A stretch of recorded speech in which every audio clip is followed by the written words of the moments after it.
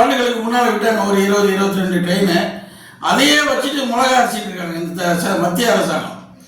Booking அப்படின்னா சரசரன்னு 3 நிமிஷத்தில் booking ஆகி போகுது. அதுக்கப்புறம் பார்த்தீங்கன்னா சாதாரண பாமரெல்லாம் இருக்கலாம், போக முடியாது, காலை வைக்க முடியாது ஒரு ட்ரெயினும். இல்லைன்னா நீ அதாவது அன்ரிசர்வ் கம்பார்ட்மெண்ட்டை கூட 5-6 டப்பா இணைக்கலாம். அது என்னமோ அந்த காலத்தில் என்னமோ ஒரு ரிஜிஸ்டர் பண்ண மாதிரி எல்லாமே சொகுசு.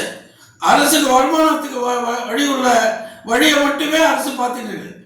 ஏன் மற்ற பப்ளிக்கெல்லாம் இடிச்சா இது குறிப்பாக பார்த்தீங்கன்னா விவசாய பெருமக்கள் அவன் ஏதோ ஒரு 10,000-15,000 சம்பளத்தில் சென்னையில் வேலை பார்க்குறான். அவன் திரும்பி ஊருக்கு போனோன்னா எப்படி போகிறது?